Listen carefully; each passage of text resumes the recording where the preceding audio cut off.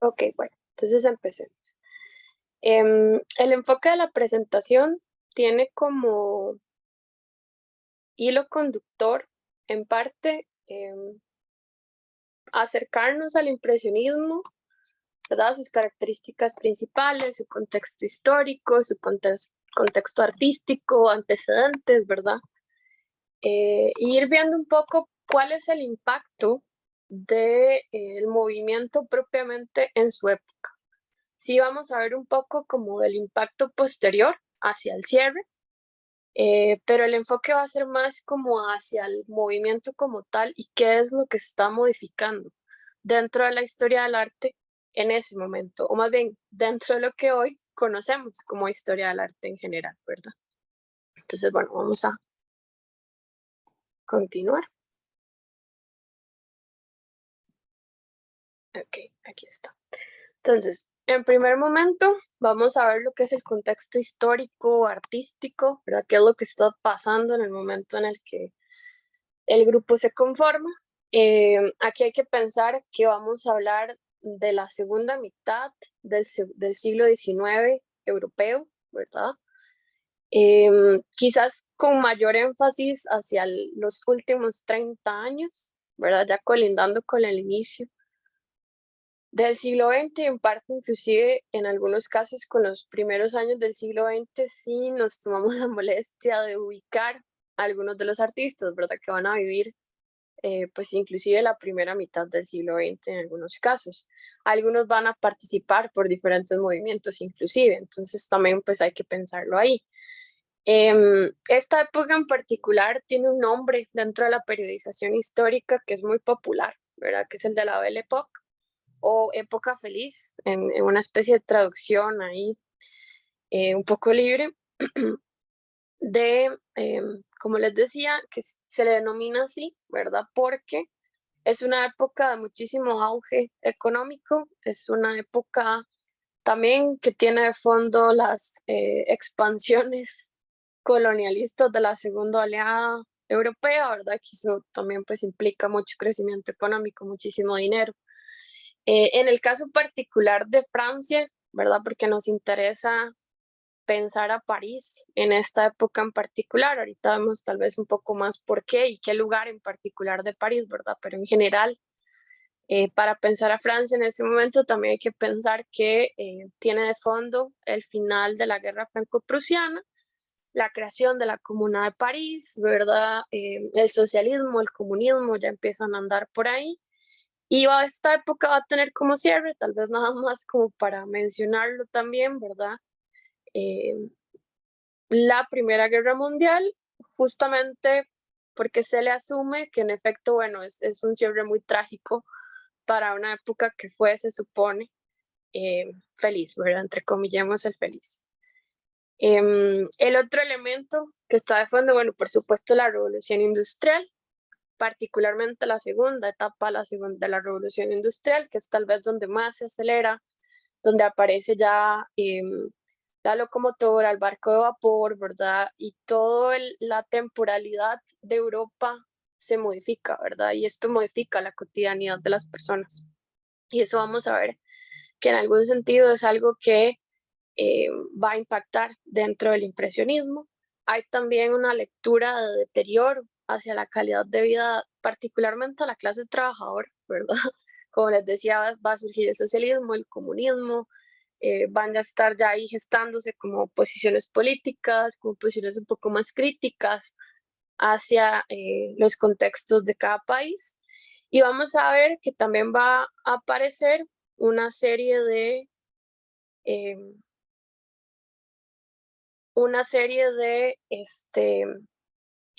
vanguardias, ¿verdad?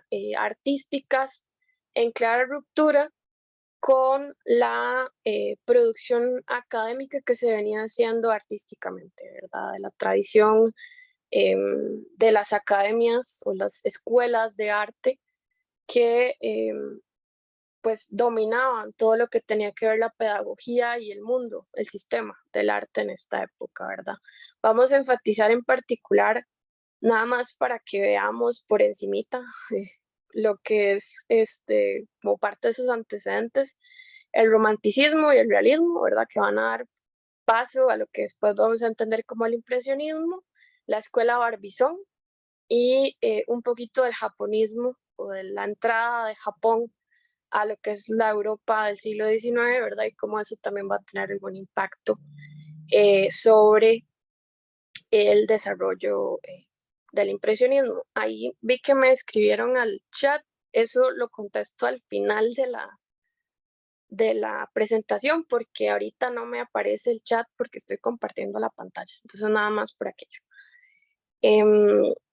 También vamos a ver que el avance tecnológico es indispensable para pensar el contexto del impresionismo, en particular, haciendo ya el del énfasis, el de la creación de la pintura en tubo, ¿verdad? Que vamos a ver que tiene un impacto, es determinante para lo que viene con el impresionismo. Recalcar, ¿verdad? Lo que les decía de París como un centro del desarrollo artístico, ¿verdad? Esta época tiende a ser muy retratada en el cine, se ha trabajado muchísimo, ¿verdad? Entonces, en efecto, uno puede visualizar a través de muchas de estas películas cómo los cafés, como París, en efecto, era un centro de reunión, ¿verdad? Para todo tipo de artistas, no solo artistas plásticos. Tendremos a pensar muchísimo en la plástica porque la historia del arte eso es lo que ha primado más, pero cuando uno rastrea la literatura, rastrea la filosofía, rastrea la fotografía, el cine, casi que todo lo que lleve algún tipo de proceso creativo o algún proceso de producción para finales del siglo XIX va a tener a París, a los cafés y cabarets, particularmente de Montmartre, como esos centros de reunión, centros de discusión. Muchas de las vanguardias, no solo del siglo XIX, sino también las del siglo XX, van a forjarse en estos espacios, ¿verdad? Aquí es donde se reúnen los artistas, aquí es donde discuten entre ellos, trabajan juntos, se crean los grupos, y hay una relación también que tal vez va a tener muchísimo más impacto posterior en el siglo XX, ¿verdad?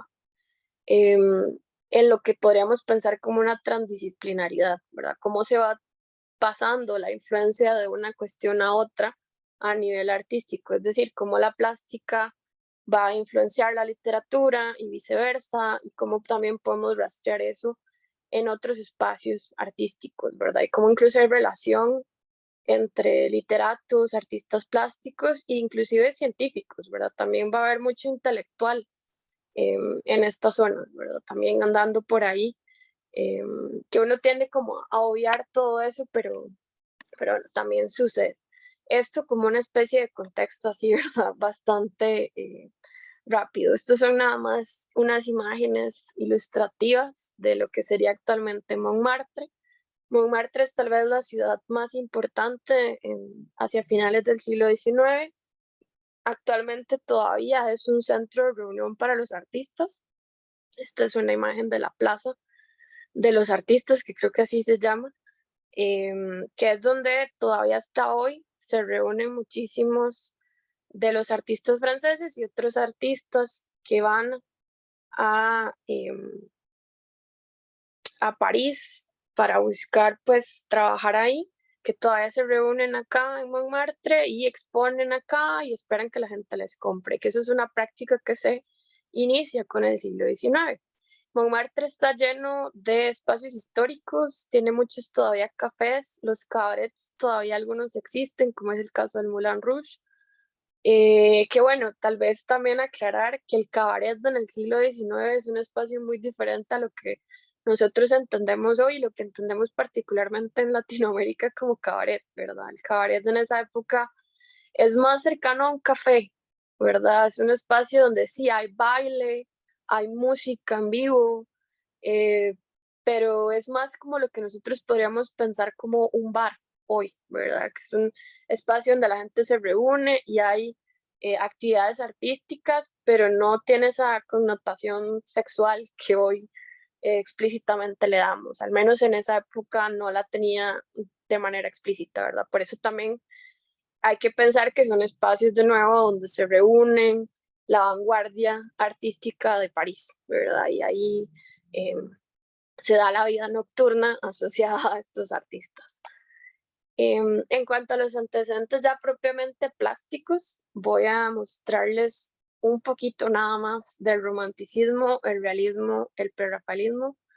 Turner en particular, que es un artista inglés, que lo pongo solo, aunque él forma parte del movimiento romántico, porque es bastante particular y tiene muchísimo que ver con lo que desarrolla después el impresionismo, entonces le doy como más importancia y lo pongo solo. Y la escuela Barbizon, ¿verdad? Así como el japonismo, que lo vamos a ver un poquito ahorita como un antecedente no europeo al impresionismo.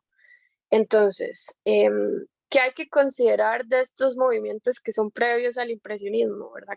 Es decir, eso que ya estaban haciendo los artistas cuando aparece ya el impresionismo. Entonces, bueno, en primer lugar hay una ruptura técnica, que si bien en el romanticismo y en el realismo no es tan evidente como en el impresionismo, ya está sucediendo, ¿verdad? Ellos poco a poco van a ir dejando la linealidad explícita en la pintura, es decir, esa especie como de presencia tan fuerte del dibujo que uno puede rastrear en el neoclasicismo, por ejemplo, y en todo el arte del Renacimiento.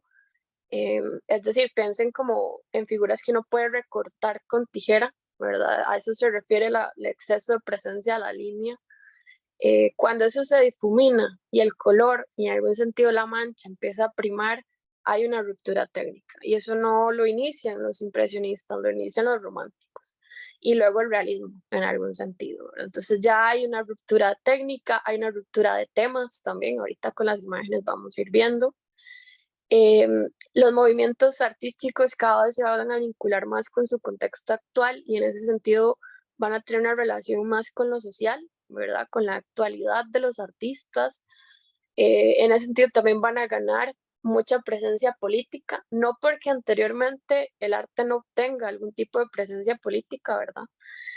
Pero acá va a ser muchísimo más explícito, ¿verdad? Va a mostrar mucho más fuerte la posición inclusive personal de cada artista, cosa que también no se hacía explícitamente anterior al siglo XIX. Las posibilidades de lo que podemos pensar como lo subjetivo también son importantes, ¿verdad? Es decir, todo eso que deviene del artista, permeado muchísimo por la idea del genio creador, que eso es una herencia de la filosofía kantiana dentro del desarrollo artístico, que no me voy a meter mucho en los detalles de la filosofía, pero hay que pensar que, bueno, es el romanticismo el que nos impone, porque es una idea que se mantiene hasta hoy, la idea de que los artistas son personas diferentes, con una sensibilidad muchísimo más desarrollada que la gente normal, entrecomillemos lo normal, y que pues perciben el mundo de una manera diferente y eso se plasma en el arte. El romanticismo lo va a tomar eso a pie de letra y lo va a aplicar. Y el impresionismo en algún sentido lo va a heredar, ¿verdad? Ahorita vamos a ver en qué forma es que podemos hablar de esa herencia, pero esto es importante porque esto a partir de este momento va a estar presente en todas las manifestaciones artísticas, ¿verdad? Hasta la actualidad. También ahí tal vez recalcar la idea de que se percibe y se interpreta, ¿verdad? Es decir, ya yo no solo estoy viendo la realidad, sino que estoy percibiéndola, interpretándola, en un momento metiendo el elemento subjetivo, ¿verdad?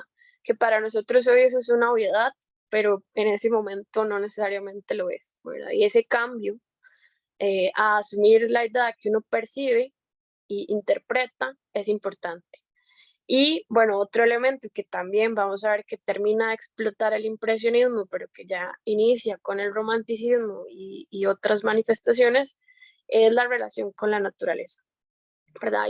Hay un pensar lo natural, hay una necesidad de pensar el entorno humano también, ¿verdad? Que ahí hay un poco de la filosofía actuando, pero también tiene de fondo un contexto más amplio, que era el que veíamos al puro inicio como contexto histórico, que es la idea de que el siglo XIX y la revolución industrial han deteriorado la vida humana, ¿verdad? Entonces hay una especie de necesidad de romper, si se puede, con eso y de repensar esa relación con la naturaleza, esa relación inclusive también con lo humano, ¿verdad? Y van a empezar pues a trabajar muchísimo lo natural en esta búsqueda de acercarse a la naturaleza, ¿verdad?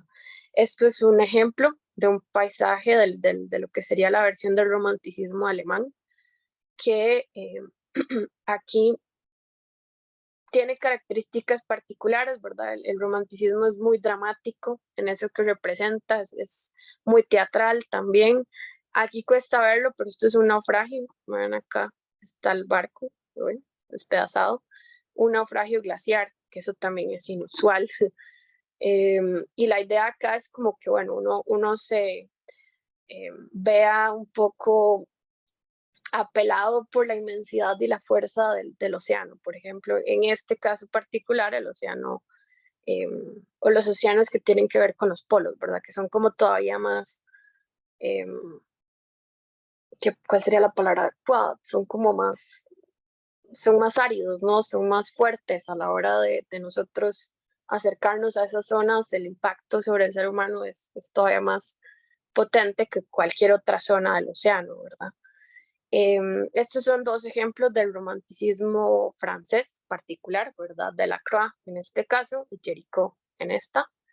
Que acá también, bueno, vean como si bien hay cosas que hereda el impresionismo, la lejanía también es grande, ¿verdad? El dramatismo no lo va a heredar, esa necesidad de todavía retratar hechos históricos, ¿verdad? Como en el caso de la imagen de Delacroix, que se supone la entrada de los cruzados a Constantinopla, que eso es un hecho que supuestamente, bueno, supuestamente no, sucede en una de las cruzadas, creo que es la 9ª o la 10ª cruzada. En efecto, ellos entran y saquean Constantinopla, pero no están en algún sentido, o es más bien es un hecho que es tan lejano que pues se presta demasiado para la imaginación del artista, ¿verdad? Y para la imaginación de, inclusive del historiador que lo trabaja. En el caso de Géricault, sí es un tema mucho más actual, pero igual pasa muchísimo por las posibilidades de lo que él pueda imaginar, porque esto es algo que ellos no llegan a ver. Esto se llama la balsa a la Medusa, que se supone que es un hecho histórico, ¿verdad? Es una noticia que llega a París en algún momento de un naufragio de la Medusa, así se llama la fragata, y la noticia que llega a París es que hubo canibalismo. Entonces él retrata lo que supuestamente pasa entre los sobrevivientes de la fragata en una balsa en medio del mar aplicando canibalismo, ¿verdad? Por ejemplo, aquí donde se muerden entre ellos o está la gente muerta. O sea, esto de inclusive introducir la muerte, el romanticismo se lo va a tomar muy a pecho, ¿verdad? Entonces, esto no tiene tanto que ver con el impresionismo, pero vean que ya hay rupturas. Estos temas no se trabajaban en la historia del arte, la manera en la que están trabajando también, ¿verdad? Es difícil, estos no son imágenes que se puedan recortar, ¿verdad? La linealidad es muy difícil de rastrear. Todavía es muy cercana a lo que se viene haciendo, pero ya no es precisamente lo mismo, ¿verdad? Y estas son cosas que, si uno quiere, puede pensar que a nivel técnico, el siglo XIX va a ir paulatinamente rompiendo y son diferentes etapas. Y esta es la etapa previa a lo que va a ser el impresionismo. Ahora, el paisaje es lo que tal vez más hay que pensar como una especie de posible influencia. Estos son dos ejemplos, uno inglés y otro alemán. El caso de Constable, ¿verdad? Es esto de acá. Y este sería el caso de Friedrich, la versión alemana, que también, ¿verdad? Pasa mucho por el asunto sombrío, nostálgico del romanticismo, pero ya esa primacía de la naturaleza y del paisaje es importante, porque tampoco era algo que se trabajara con tanto fuerza en la pintura, ¿verdad? Algo que estaba relegado a un cuarto o quinto nivel dentro de una especie de jerarquía de la pintura, y era una de las pocas cosas que casi no se hacía. Uno podría rastrear que en ese sentido hay una influencia también del barroco acá, pero no nos vamos a ir tan lejos, pensemos dentro del siglo XIX, nada más te los dejo ahí porque también puede hacer uno ese tipo de rastreos, porque vamos a ver que los impresionistas algo que van a hacer muchísimo es estudiar a los grandes maestros de la historia del arte, que para ese momento Los grandes maestros de la historia del arte pues son los renacentistas y los barrocos, ¿verdad? Y bueno, parte del siglo XVIII. Esto nada más como ejemplo. Vean acá un poco como les decía lo de la mancha, como cada vez es más difícil establecer las formas explícitas de eso que estamos viendo. Poco a poco es que se va haciendo esa ruptura. Ahora, el prerrafaelismo no siempre se le cuenta como un antecedente. Yo lo coloco por dos razones. Primero, porque también están trabajando el paisaje. Y segundo, porque se sabe que ellos fueron los primeros en salir a pintar afuera del estudio. ¿Verdad? Que eso es una de las cosas que siempre se piensa como una característica primordial del impresionismo, es salir de el taller del artista y trabajar propiamente afuera. No son los primeros en hacerlo, eso es lo que quiero como resaltar acá, ¿verdad? Que ya hay otros artistas 20 años antes, más o menos en los 1850, por ahí, es decir, 20 años antes de que aparezca el impresionismo, eh, que ya van a estar trabajando afuera, solo que es muy difícil trabajar afuera. Ahorita vamos a ver por qué era tan difícil hacerlo. Y esto lo pongo también para que vean que es un avance, como les digo, paulatino. Uno lo puede estudiar así en el caso de la historia, ¿verdad? Uno puede ir viendo ese tipo de cosas, como no surgen de la nada los intereses de ciertos artistas y cómo en efecto el contexto propicia que ciertas cosas se puedan hacer o no. El prerrafaelismo es todavía muy romántico, pero como les digo, ya trabaja la relación con la naturaleza, trabaja el paisaje, ya no trabaja con la línea académica del neoclasicismo, trabaja más en relación a el romanticismo y a una mancha presente ahí, ¿verdad? Que como les digo va a ser fundamental para entender al impresionismo. El realismo es el otro movimiento tal vez más importante que está pasando previo, ¿verdad? A que aparezca el impresionismo, que en el caso del realismo siempre se piensa muchísimo a la figura de eh, Courbet, que es este artista que estamos viendo acá, bueno, una de las obras del artista que estamos viendo acá. ¿Qué es lo que sucede con el realismo? Más que una ruptura técnica, es una ruptura temática, que es importante porque lo que va a venir a hacer el realismo es abrir el tema después, que después los impresionistas van a llevar todavía más a lo explícito. El realismo defiende que hay que pensar sus épocas, ¿verdad? Que los artistas tienen que trabajar en relación con lo que está pasando históricamente o con lo que está pasando política y socialmente en sus épocas, ¿verdad? Y hay un asunto del socialismo y del comunismo actuando, inclusive del anarquismo. Courbet va a tener relación con muchos de los filósofos de esa época, por ejemplo, particularmente Proudhon, que es un anarquista francés, ¿verdad? Y va a tener mucha presencia política. Entonces eso también es importante. Otra cosa que hace el realismo, que es muy relevante para el impresionismo, es que van a ser los primeros en montar una exposición que no está mediada por la academia como institución, ¿verdad? Sino que ellos mismos van a montar sus exposiciones, que ahora ven que esto es muy común para nosotros actualmente, que el artista busque el espacio donde va a exponer y monte su propia exposición, es algo que nosotros estamos muy habituados. En esa época eso no se hacía, ¿verdad? Es la academia, es la institución eh, formal a cargo del arte, ¿verdad? La que dice quién expone y quién no expone y dónde. En el momento en el que el realismo dice, bueno, ustedes no nos quieren dejar exponer porque obviamente la academia no está de acuerdo con esto que estamos viendo, ¿verdad? Y montan su propia exposición, abren el camino para lo que después va a pasar con el impresionismo, ¿verdad? Porque todas las exposiciones impresionistas, que son más o menos 8 exposiciones a lo largo de más o menos entre 8 y 10 años, van a estar totalmente montadas por ellos mismos, ¿verdad? Entonces nunca va a mediar la academia ahí y eso en alguna medida, pues tal vez no es que no sucedería, pero esto es un antecedente muy importante. Inclusive Courbet va a vincularse en algún momento con el movimiento impresionista. Lo que pasa es que esa etapa de él no se estudia tanto como la etapa del realismo, eh, porque es muchísimo su presencia política, ¿verdad? Es mucho lo que él pelea con el sistema del arte de su época, con la academia, con los temas, ¿verdad? No vean, por ejemplo, aún más bien, me devuelvo un segundo. Esto es de ruptura a nivel de tema porque esto no es un hecho histórico, no es un hecho súper relevante, es un entierro en un pueblito, se llama el entierro ¿cómo es? El entierro en Orsac, que es creo que es el pueblito donde vivió, o uno de los pueblitos en Francia donde vivió Courbet, que esto no tiene nada de relevante. O sea, él lo que está es trabajando cómo se ve la gente dentro de un entierro cualquiera, porque ni siquiera sabemos bien a quién están enterrando. Lo que hace es colocar esa especie como de escena totalmente sacada de contexto, pero muy cotidiana, muy de su época, muy de casi como un archivo histórico, que hoy nosotros pensamos eso con la fotografía, que eso es importante también a pensar, pero él lo está haciendo con la pintura. Eso no necesariamente lo hacía la pintura, ¿verdad? Por eso el tema es una ruptura. Y bueno, en el caso de esto más explícito, se llama el nacimiento del mundo,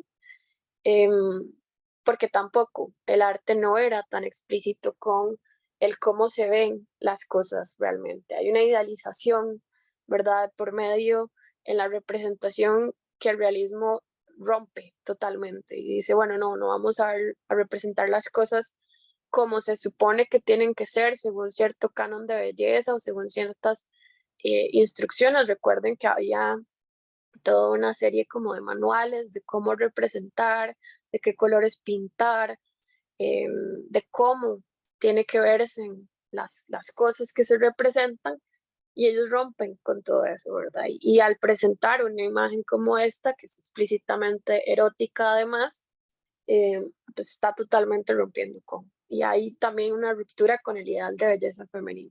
Solo por mencionar, porque es que en el caso del realismo la temática es lo que más rompe y no tanto la parte técnica. Esto es otro ejemplo para que vean otro artista, que este es Honoré Daumier. Daumier es también muy conocido por las caricaturas que hace. Y vean que aquí ya la pintura es mucho más explícita, el cómo cambia, ¿verdad? Y cómo se nota un poco más la disposición personal del artista de cómo quiere representar eso que está viendo, ¿verdad? Además del tema, que se llama el vagón de tercera clase, ¿verdad? Entonces, de nuevo, vamos al que está trabajando un tema que anteriormente la pintura no trabaja, porque no trabaja la clase pobre, no la pinta, no merece ser pintada, nadie va a pagar por eso, ¿verdad? Que eso es otra cosa que está actuando acá. Estos artistas todos están trabajando acorde a lo que quieren pintar ellos, no un mecenas, ¿verdad? Obviamente están tratando de sobrevivir con eso que están pintando, pero ya no están pintando para alguien más, están pintando para ellos. Y eso es otra cosa fundamental para el impresionismo. Y finalmente la escuela Barbizon, ¿verdad? Para cerrar los antecedentes europeos, que esto es muy curioso porque se supone que es un paisaje realista, es decir, es un paisaje que viene un poco como a romper con estos paisajes que veíamos anteriormente del romanticismo, ¿verdad? Constable y Friedrich, que para ellos todavía están muy idealizados, ¿verdad? Que todavía están como muy pasados por esta idea dramática y melancólica, ¿verdad? Que el realismo quiere dejar de lado, y que más bien lo que quieren es pues retratar lo más posible el cómo se ve, ¿verdad? Pero vamos de nuevo a que técnicamente hablando no lo están haciendo acorde a un academicismo, ¿verdad? Y esto no entra entre los parámetros académicos, aunque nosotros solo pensemos como trabajo académico, ¿verdad? También eso vale la pena hacer la aclaración, ¿verdad? La historia del arte esto lo ha asimilado como justamente historia oficial, pero en su momento pues eran movimientos contraculturales, inclusive podría pensarlos unos así, ¿verdad? Porque la cultura oficial no está de acuerdo con. Lo que pasa es que ya hoy la historia pues lo ha asimilado. Entonces son nada más dos ejemplos, ¿verdad? Corot, en este que estamos viendo de acá, que ellos trabajaban muchísimo también en la zona de Fontainebleau, que es una zona particular de Francia, a las afueras de París, que tenía muy cerca cierta zona boscosa, el bosque de Fontainebleau.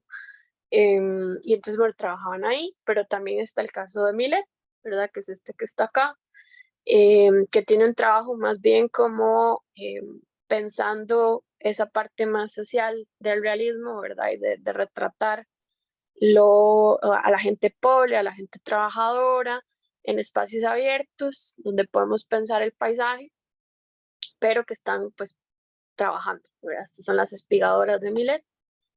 Y estos son dos ejemplos de estos trabajos alrededor del bosque que les menciono, para que vean también por qué es que esto es un antecedente para el impresionismo. O en La Mancha, es muy manchado para hacer un trabajo no impresionista. Lo que pasa es que acá todavía no se le cataloga como impresionista, porque la luz, que es uno de los fundamentos también fundamentales, valga la redundancia, de, del impresionismo, ahorita lo vemos más a fondo, todavía no está presente. ¿Verdad? Ellos están tratando de más bien ser lo más fidedignos posibles con eso que están viendo, de no idealizar. Pero es inevitable recurrir a la mancha y recurrir a ciertos elementos que después el impresionismo va a trabajar o a retomar y llevar a su máxima expresión. ¿Verdad? Ahora, lo de que les mencioné anterior, ¿verdad? Que Turner es tal vez el artista más importante a nivel de los antecedentes para el impresionismo.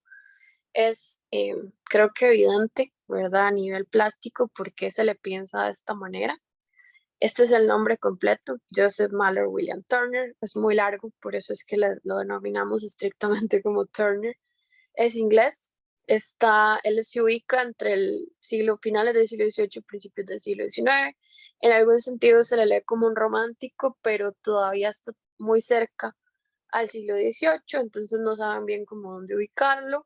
Y también ven cómo trabaja. No está trabajando técnicamente ni cercano a los románticos ni cercano a los neoclásicos. Está generando una versión propia, que sí tiene el dramatismo, el romanticismo y ciertos elementos como la naturaleza y demás, pero está ya haciendo algo muy distinto. Se cree también que en el caso de algunos de los impresionistas va a tener un impacto más también muy fuerte porque, como les decía, muchos de ellos pasan tiempo en museos, van a Inglaterra, van a los museos en París, también recuerdan la cantidad de arte que hay ya en ese momento en el Louvre, que es este museo que hasta hoy sigue siendo uno de los que más reúne épocas diferentes épocas de la historia del arte, ¿verdad? Desde la antigüedad grecolatina hasta casi que la actualidad. Y también la cercanía con otros países europeos que pues también, ¿verdad? Les permiten conocer el trabajo de Rembrandt, Durero, grandes maestros. Turner ya es muy conocido y es uno de los grandes paisajistas del mundo artístico inglés para cuando los impresionistas, estoy trabada con el Renacimiento, me disculpan, cuando los impresionistas están trabajando, ¿verdad? Entonces, se sabe que algunos de ellos lo estudiaron a fondo, se sabe que algunos fueron a verlo a Inglaterra, ¿verdad? A ver exposiciones de él y a tratar, pues, en algún sentido de entender qué era lo que él estaba haciendo.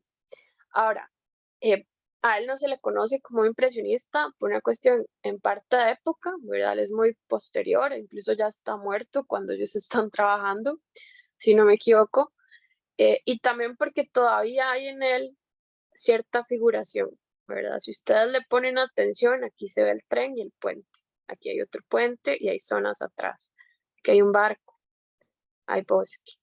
Aquí, por ejemplo, esto es una tormenta, que igual uno logra distinguir el barco, distinguir ciertas figuras ahí como de manera un poquito más explícita y se le tiende a pensar pues más como un romántico. Ahora, el asunto tiene que ver más con el cómo está trabajando la mancha, la cantidad de mancha que trabaja, ¿verdad? Cómo compone la luz también que hay en esos cuadros y cómo es importante para él, cómo se ven las cosas a través de esa luz. Ahí también es donde entran de nuevo todo esto que después van a trabajar los impresionistas ya de manera, como les digo, tal vez más explícita. Y este sería el último antecedente, que es el que les digo que no es un antecedente en europeo, eh, que es el del japonismo, ¿verdad? El japonismo, así se le llama, es una forma de denominarlo. pero es básicamente la influencia del arte japonés sobre el arte europeo en el siglo XIX, ¿verdad? Que esto sucede a través del comercio, en realidad, digamos, no es tanto como que Japón envíe arte directamente allá, sino que le va a llegar a los artistas a través de la comercialización de productos cerámicos, en muchos casos, también con lo chino, ¿verdad? Así va a pasar. Lo que pasa es que muchas veces las cerámicas se envolvían papeles y a estos papeles se les ponían, en el caso japonés, estampas, que la mayoría de lo que ellos van a trabajar, curiosamente, son artistas que son súper importantes y que ya están súper consolidados para cuando Europa los conoce, ¿verdad? Son maestros grabadores del periodo Edo, que el periodo Edo en Japón son como 3 siglos, si no me equivoco, haciendo como correlación con Europa, sería del siglo XVII al siglo XIX más o menos. Estos son de los más importantes, los que más se trabajan o los que más llegan a conocer los artistas del siglo XIX son Hokusai y Hiroshige, tal vez son los más también conocidos hasta el día de hoy. ¿Por qué esto no había pasado antes? Porque Japón durante este periodo estuvo totalmente cerrado al contacto exterior. El único contacto que tenían se hacía a través de las islas de Nagasaki, y mucho del contacto se hacía con los holandeses, pero se suponía que nada del mundo europeo podía entrar y nada del mundo japonés podía salir. Se sabe que algo salió y que algo entró, pero así abiertamente no es hasta finales del siglo XIX que sucede, ¿verdad? Y entonces eso es lo que posibilita que el arte europeo conozca el arte chino y el arte japonés, en particular, en este caso, el japonés. Ahora, ¿qué es una característica de estas estampas, particularmente estos dos artistas? Porque hay estampas de muchísimas formas.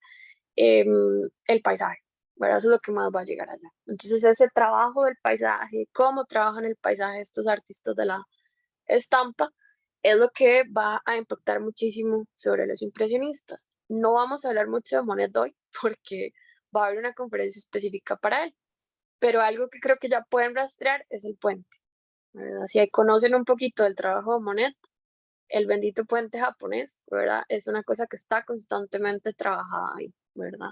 En algunos artistas va a ser muy explícito, ¿verdad? Como van a copiar inclusive estampas, es decir, van a copiarlas ya sea en dibujo o en pintura, y luego cómo van a incorporar ciertos rasgos, ¿verdad? Que eso es un poquito más difícil de rastrear, pero que sí en algún momento lo hacen, que ya es una asimilación estética, ¿verdad? Ya no es solo copiar, sino cuando ya el artista asimiló bien cómo es que trabajan en el caso japonés y cómo entonces ya lo empieza a aplicar a una versión un poquito más personal. Este es un ejemplo de Hiroshige, que perdón, no les había hecho la aclaración del grabado. Bueno, estos son cromosilografías, es decir, son grabados hechos en madera, ¿verdad? Es decir, estos son planchas donde los artistas graban el dibujo en la madera y con múltiples planchas con diferentes escenas, pues van plasmando en un mismo papel los diferentes colores que componen la estampa, que es otra forma de llamar al grabado, ¿verdad? Que bueno, no nos vamos a meter también mucho con eso porque da para un curso completo, pero nada más como para que lo piensen, ¿verdad? Que también eso es importante. Esto no es pintura, es grabado, es otra técnica, ¿verdad? Que en el caso europeo siempre se había tenido también pues como eh, dejada en un segundo o tercer plano, ¿verdad? La pintura siempre ha sido tal vez de lo más importante para la Europa y particularmente la Europa de esta época, ¿verdad? Estos son otros ejemplos nada más para que vean. Esta es de Hiroshige y esta es de Hokusai. ¿Qué otro elemento que es importante, que por eso también les pongo esto, que todas tienen en común, al menos en estas tres, el monte Fuji, que es este monte japonés, más bien es la montaña más alta de Japón, ¿verdad? Y simbólicamente es muy importante, religiosamente también, ¿verdad? Y tanto Hokusai como Hiroshige la van a trabajar constantemente. Otro elemento que tienen estos trabajos, al ser grabados, es que son seriados, es decir, se producen varios del mismo o varios pero diferentes con la misma tema, ¿verdad? Eso es otra cosa que van a hacer algunos de los impresionistas, particularmente Monet, ¿verdad? Que ahora les traigo un ejemplo nada más para que lo vean, pero me imagino que tienen alguna idea de las series, ¿verdad? Que tiene Monet y cómo aplica esa idea del grabado pero a la pintura. En el caso de esto que estamos viendo, es esto que les decía de que trabajan un tema en particular seriadamente. En el caso de Hokusai son las 47 vistas del Monte Fuji o 32 vistas del Monte Fuji. Me disculpan, ahí les estoy fallando con el nombre, pero algo así es, ¿no? Y es una serie de la que lo que retrata es al monte de diferentes formas, de diferentes planos, y son 47 o 32, ahorita no me acuerdo, es que creo que los estoy confundiendo porque Hiroshige también tiene una serie, pero igual, ¿verdad? Entonces, eso también lo recalco porque era algo que la pintura no hacía, y mucho menos la pintura europea, ¿verdad? Esta idea como de trabajar seriadamente un mismo elemento, y trabajarlo, y trabajarlo, y trabajarlo. Eso no, eso es otra cosa que los europeos van si se quiere extraer del arte japonés, y en este caso particular del grabado, ¿verdad? Hay artistas donde es todavía más explícito, ¿verdad? Hacia el final les voy a hablar un poquito de Van Gogh también, entonces ahí tal vez también lo han podido ver. Pero el impacto del arte japonés es bastante fuerte. Quizás acá es un poco todavía difícil de ver, a no ser de que piensen en el tema, piensen en la serialidad y otras cosas, ¿verdad? Pero cuando llegan al siglo XX es todavía más explícito, ¿verdad?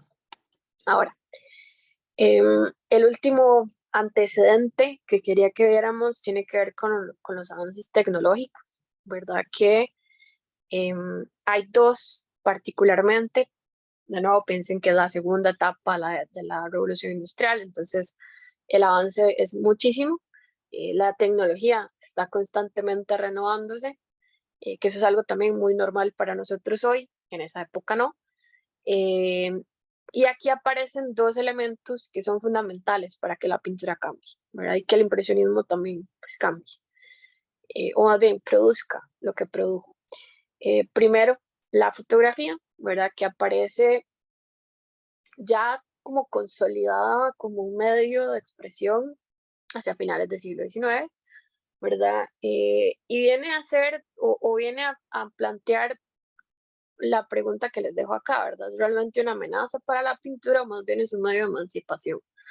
Hay historiadores que plantean que la fotografía lo que viene es amenazar a la pintura, ¿verdad? Que es la que está encargada hasta ese momento de llevar archivos de lo histórico, de retratar la realidad, de dejar rastros en imágenes de lo que sea que se nos ocurra, ¿verdad? Solo lo hace la pintura, solo lo hace el arte.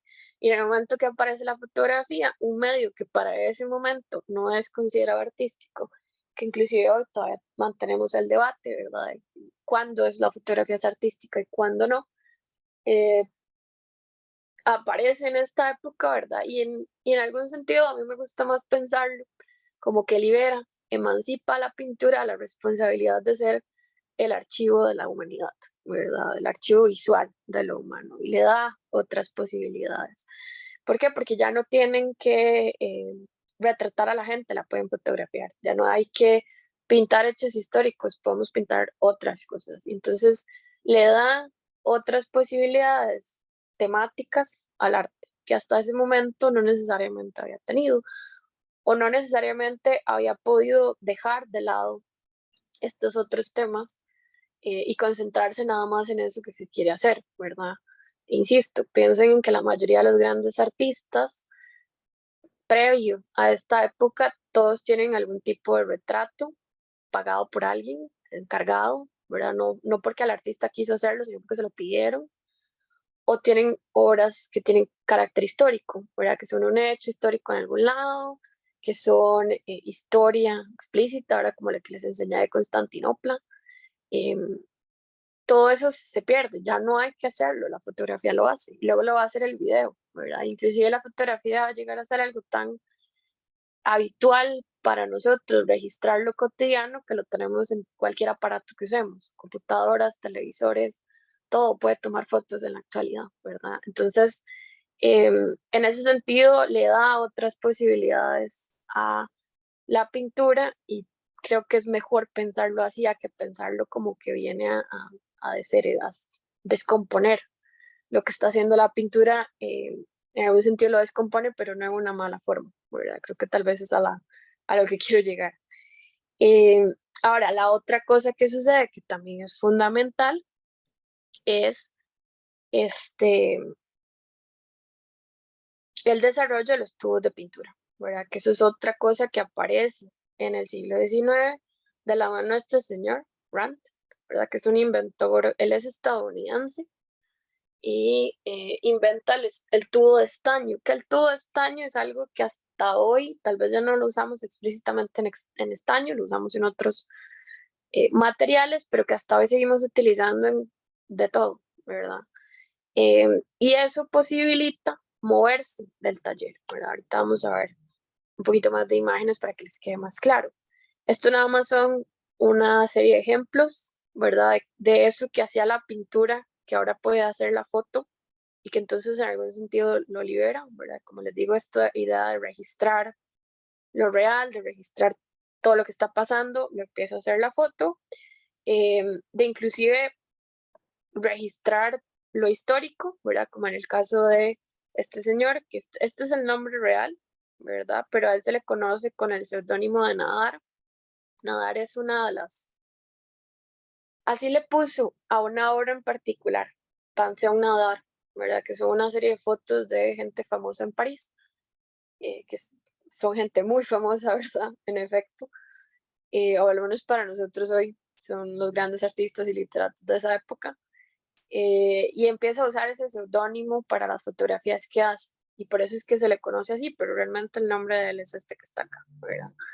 Él va inclusive a montarse un globo aerostático y va a tomar fotografías de París, ¿verdad? Otra cosa que la pintura tampoco había podido hacer es registrar a ese nivel lo real, eh, y le permite entonces a la pintura, pues como les digo, pensar otras cosas. Y esto era nada más un ejemplo de esas fotos de gente famosa de nadar, que este es Julio Verne, ¿verdad? También otra cosa, muchos de los artistas y literatos de esta época, las que tenemos fotos, fueron tomadas por nadar, ¿verdad? Y soy hoy la única forma de realmente ver el rostro de estos personajes, ¿verdad? Sin la mediación de la pintura, que eso es importante.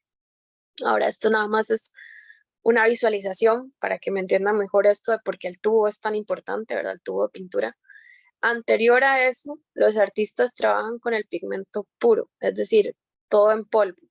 Esta gama de colores es muy actual, ¿verdad? Pero en esa época la gama de colores es un poco más reducida porque todavía es un producto no tan sintético, sino todavía muy mediado por la posibilidad de los minerales naturales, ¿verdad? Entonces, tal vez considerar eso, pero piensen que así tienen que trabajar, ¿verdad? Tienen que andar jalando los polvitos y todos los polvitos de un lado para otro, no movilizarse afuera del taller no es buena idea de esa manera, ¿verdad? ¿Qué pasa si llueve? ¿Qué pasa? ¿Cómo te mueves con tanto material? ¿Verdad? Es muy difícil. El óleo sigue siendo la manera en la que van a trabajar, ¿verdad? Que esto es un ejemplo de una paleta de óleo, que así se ve el óleo sin el diluyente, ¿verdad? Igual pigmento. El óleo lo que cambia es que el diluyente es aceitoso, ¿verdad? Y por eso es que es oleoso, se llama óleo.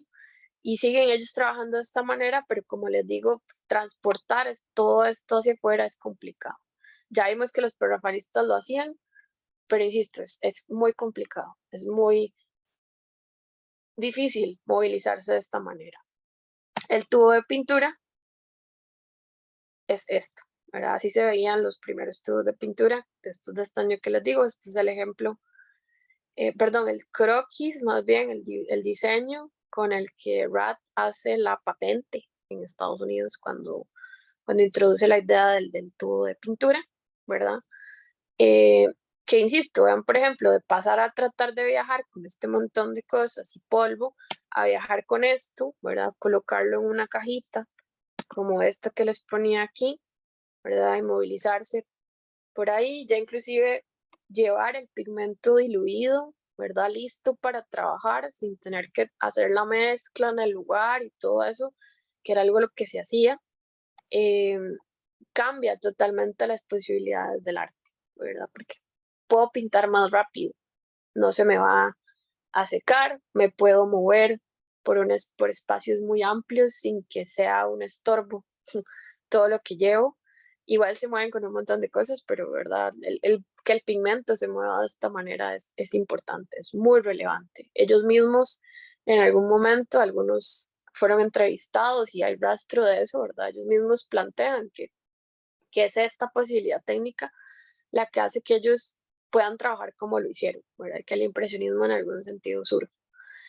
Esto nada más es un ejemplo para que vieran cómo lo hacían antes. Esto es una vejiga de cerdo que ahí ellos colocaban, bueno, los artistas anteriores al siglo XIX y a la creación del tubo, utilizaban este tipo de cosas para transportar el color, ¿verdad? También piensen que en esa época usted hace cierta cantidad de pigmento, lo diluye y de repente no lo utilizó todo. ¿Y cómo hace para guardarlo, verdad?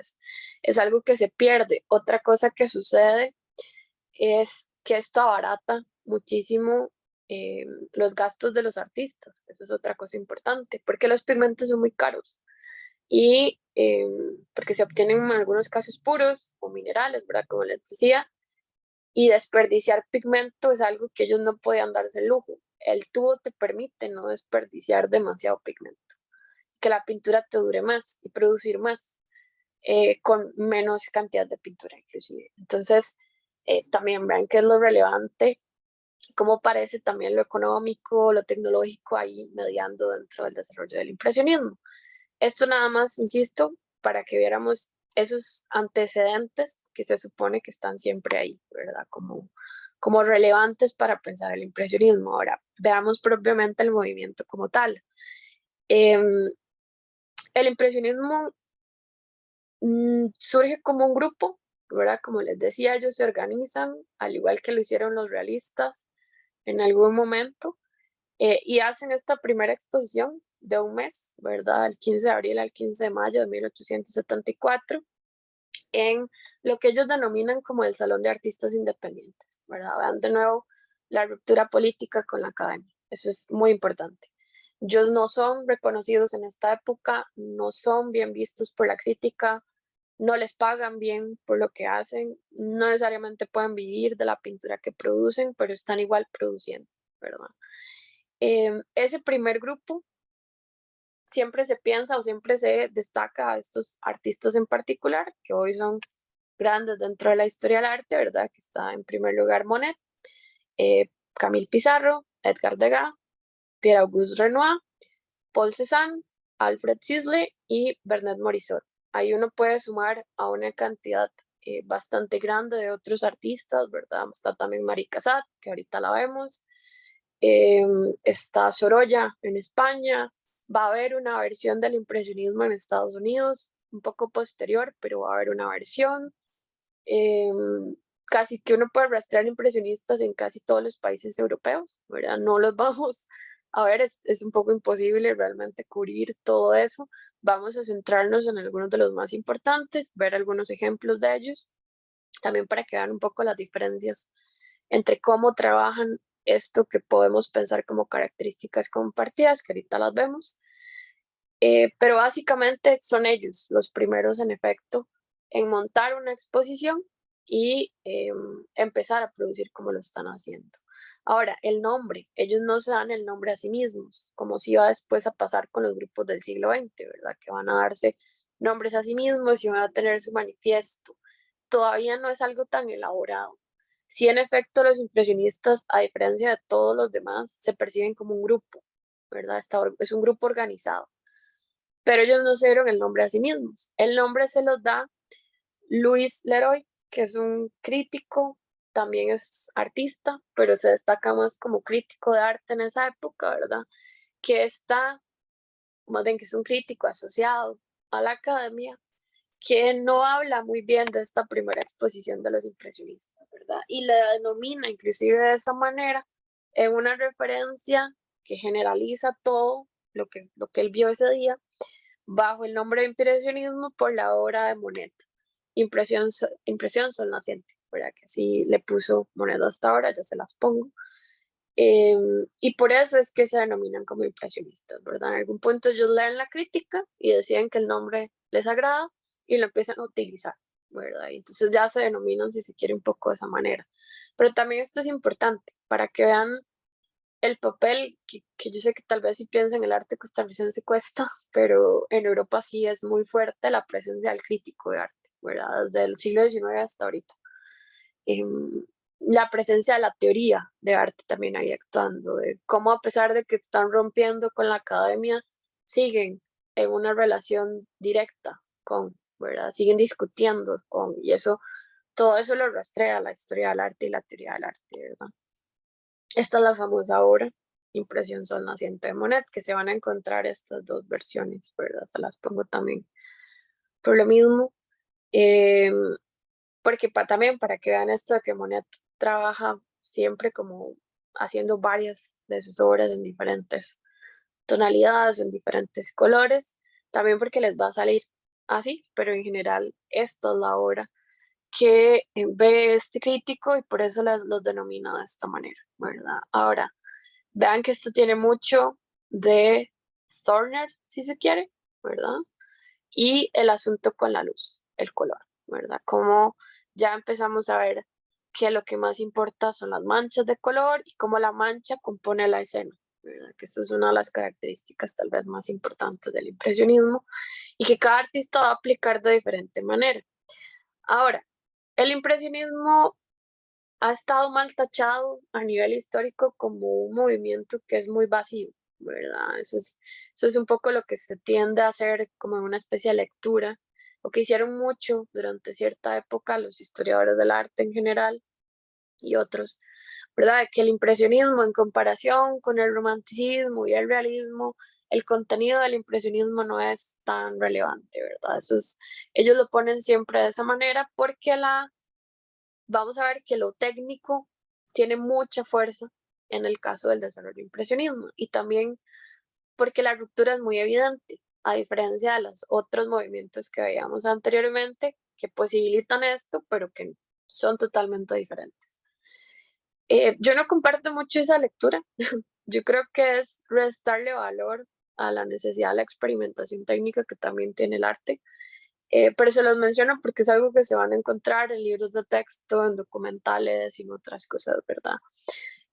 Yo creo que el impresionismo hay que problematizarlo más alrededor, sí, en efecto, de una cuestión técnica, pero más que pensarlo como algo que no está haciendo nada más que pintar cuadros bonitos, habría que pensar más como la relación con lo cotidiano, la relación con su época, ¿verdad? Y cómo en alguna medida que el impresionismo haga lo que hizo, es lo que posibilita que después terminen de aparecer las vanguardias del siglo XX y el arte contemporáneo. ¿Verdad? Sin esa ruptura técnica que ellos hacen, de repente estaríamos haciendo otra cosa o lo mismo. ¿Verdad? Entonces también eso hay que pensarlo por ahí.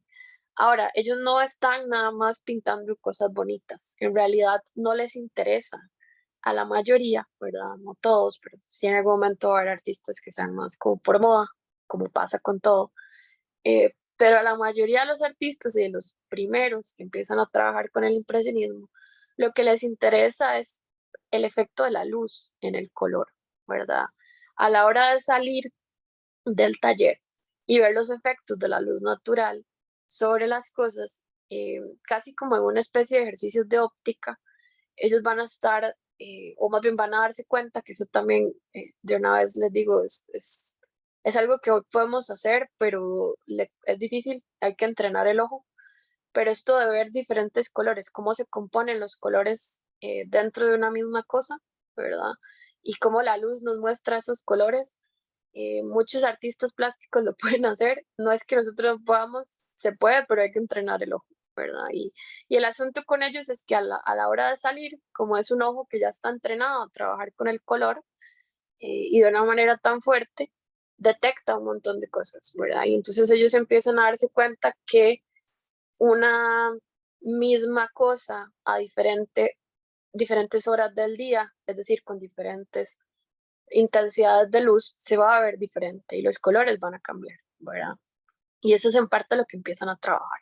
Entonces ahí hay una, si se quiere, una intención que sí en efecto es técnica, pero que también tiene que ver como con un principio de la óptica, ¿verdad? Que es esto de descomponer el color a través de la luz y de cómo la luz modifica eso que vemos, ¿verdad? Volvemos a la idea de que también hay un trabajo subjetivo detrás de lo que ellos están haciendo y de que hay una idea de la capacidad de la percepción, ¿verdad? Y lo que el ojo puede y no puede percibir y de cómo vemos, también eso es importante. Eh, y en algún sentido de cómo después vamos a ver que el arte va a jugar con eso que vemos y no vemos y de lo que podemos interpretar de eso que vemos y no vemos, ¿verdad? Y cómo eso puede modificar lo que yo estoy representando. Hay también una pincelada muy rápida que tiene que ver primero con el trabajo en exteriores, ¿verdad? Y segundo, como una consecuencia, la cuestión de la luz, ¿verdad? Porque el trabajo en exteriores implica que la luz va a cambiar muy rápido, ¿verdad? También por eso es que las series de Monet, ¿verdad? Porque eso, lo que pasa es que él se puso a trabajar, no sé, por ejemplo, a las 4 de la mañana y de 4 a 9 de la mañana la luz cambió totalmente. Y eso es algo que nosotros tal vez podemos y podemos percibir muy fácilmente, ¿verdad? Si ustedes se levantan a las 5 de la mañana, la luz es una, a las 9 es otra, a mediodía es otra, a las 3 de la tarde es otra, y así, ¿verdad? Si el día está nublado, la luz cambia, si el día está totalmente soleado, cambia. Todo eso es lo que ellos están rastreando, ¿verdad? Y eso tiene, o lo hace que necesiten trabajar de una manera muy rápida, ¿verdad? Pero vean que también es parte de lo que está pasando. Nosotros hoy tal vez no lo pensamos tanto porque estamos acostumbrados a una era súper acelerada, pero para ellos sí es relativamente diferente ese aceleramiento que está teniendo la vida gracias a la revolución industrial, ¿verdad? Y eso también tiene un eco en la pintura impresionista, cómo ellos van a acelerar eso que están trabajando, porque quiero trabajar, no sé, que voy a retratar el barco de vapor, pero resulta que se mueve muy rápido, entonces hay que hacerlo rápido. Igual con el tren, igual con otro tipo de manifestaciones que tienen que ver ya como con la actualidad, de nuevo con la idea de lo cotidiano, que está ahí. Esta rapidez modifica, por supuesto, la técnica pictórica, ¿verdad? Y hace más explícita el uso de la mancha que ya venían haciendo otros grupos, pero que en el caso de ellos tiene que hacerse más explícito, ¿verdad? Y nada más recalcar otra vez lo de lo cotidiano como tema, ¿verdad? Que está ahí como un elemento recurrente. Ahora, esto les explica por qué el paisaje, ¿verdad? La idea es salir afuera, es no trabajar adentro. Piense que son artistas que toda su formación tuvieron que trabajar dentro de talleres, no podían salir, ahora lo pueden hacer. Hay una especie como de fiebre, digámoslo así, ¿verdad? Por ir a trabajar afuera, por ir a plasmar eso que están viendo, eh, por entender cómo funciona la luz y el color, ¿verdad? De la manera en la que ellos lo están haciendo y aplicar este elemento técnico. Vamos a ver que también la técnica, eh, pues va a ir cada vez por, digámoslo así, como cada vez llevando la experimentación más a fondo, ¿verdad? Y en algún momento esa experimentación nos va a llevar al arte del siglo XX. También por eso es que hay que pensar que el impresionismo lo que hace, aunque mucha gente, insisto, cree que es muy banal, es bastante importante para la historia del arte. Estos son algunos de los artistas que les decía que vamos a revisar así como rapidito, nada más algunas imágenes de cada uno para que eh, tengan una idea como de esas diferencias sutiles y vean un poco cómo cada uno aplica esto que les decía de lo cotidiano, la luz y la percepción, ¿verdad? Vamos a ver muy poquito de Monet, porque como les digo, lo van a ver en una conferencia completa. Degas, Renoir, Cassatt, ¿verdad? Cézanne, que en Cézanne vamos a ver la evolución también que después puede lanzarnos hacia el cubismo. Sisley, Morisot, Sorolla, ¿verdad? Para ver un artista que no sea francés. Y estos dos casos, que son dos casos particulares. Seurat, que va a generar una especie como de subgrupo dentro del impresionismo, y Manet, que siempre se lee como un impresionista, pero que en realidad nunca formó parte del impresionismo, ¿verdad? Entonces es para que vean cómo hay artistas que van a incorporar la mancha y la técnica impresionista, pero no necesariamente hay que leerlos como impresionistas explícitos, ¿verdad? Estos son dos ejemplos de Monet, ¿verdad? Lo que les decía. Vean lo de la luz, lo de la serialidad. Esto es una serie muchísimo más grande, tiene como 10 pinturas. Y vean que es la misma escena a diferentes horas del día, ¿verdad? Y cómo eso cambia la luz. Y entonces esta zona se ve más rojiza y esta tiene colores más fríos, más bien más azules. Vean cómo la pintura tiene que ser muy rápida para que logre dar con el efecto que quiere. Y vean también otra cosa que va a irse dando paulatinamente, la técnica impresionista, que creo que tal vez aquí ya se puede ver, tal vez más en esta zona, cómo a través de la sobreposición de ciertos colores generan una sola composición y una especie como de color amplio. No sé si me logré explicar, voy de nuevo. Vean acá cómo él logra hacer el efecto de la luz en el césped, que se supone que es verde, ¿verdad? Entre comillas el verde. Y lo que hace para componerlo es ponerle manchas de amarillo, rojo y posiblemente un poco de verde, aunque es más posible que tenga azul.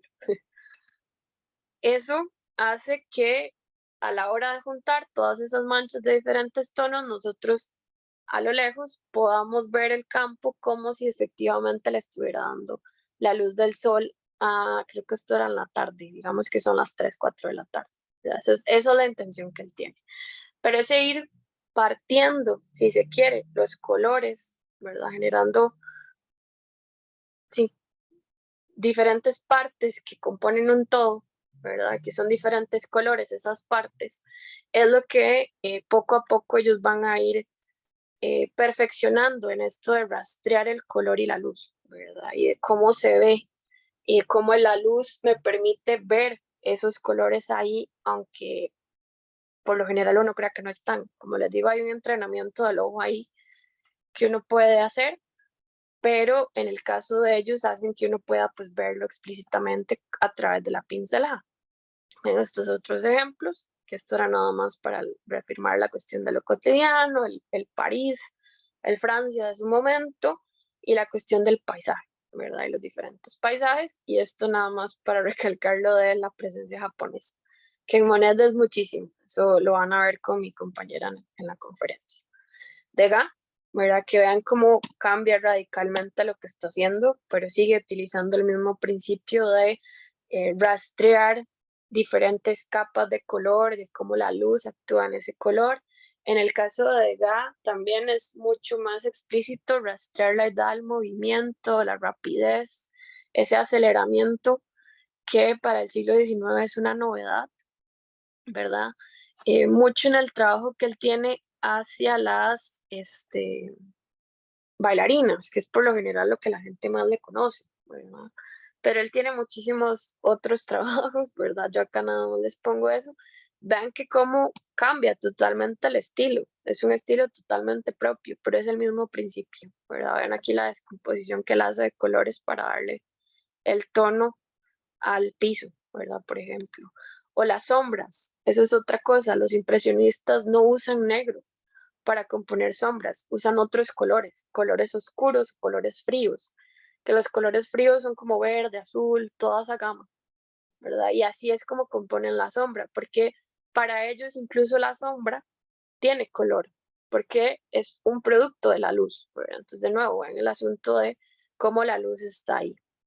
Estos son también otros dos ejemplos de Degas, tal vez más para pensarlo dentro de lo cotidiano y obras que, esta sí es conocida, pero obras que la gente no necesariamente le piensa porque no son las bailarinas, ¿verdad? Que esto es una conocida y ven como el énfasis ni siquiera es ella, sino más bien el florero, ¿verdad? Y estos que son, como les digo, tal vez es la más conocida, que son los bebedores de absenta, ¿verdad? Que eso también, esto de meterse a los cafés y trabajar eso que pasa ahí adentro, es otra cosa que los impresionistas van a empezar a hacer, ¿verdad? Y que no se hacía anteriormente a ellos. Aquí lo que tienen que ir rastreando es esa mancha. También hay algunos de ellos que van a trabajar de una manera como muy pastosa. Yo sé que aquí casi no se aprecia, pero piensen que esto tiene muchísima textura, ¿verdad? La mayoría de los impresionistas hay que verlos en vivo, justamente por eso, para poder ver la textura y ver cómo hay una mancha sobrepuesta sobre la otra, y cómo eso es lo que compone la figura. Y aquí no hay líneas, casi no hay dibujo, inclusive. Renoir, ¿verdad? Que Renoir tal vez es uno de los que más utilizan los historiadores para decir que, ¿verdad? Que los impresionistas están interesados en retratar lo bello nada más. Por mucho por lo que él trabaja, ¿verdad? Él tiene mucho trabajo como de la gente en el parque, en París, alrededor de lagos, alrededor de Montmartre, pero creo que si uno enfatiza la cuestión de la luz, puede ver que al final eso es lo que más le está interesando, ¿verdad? No tanto la gente, aunque la gente no tiene rostros, acá sí, ¿verdad? Pero aquí, ¿verdad? No, la gente no tiene rostros, usted no puede distinguir más allá que son hombres o mujeres por cómo están vestidos. Y es vestimenta de la época, entonces es muy explícito.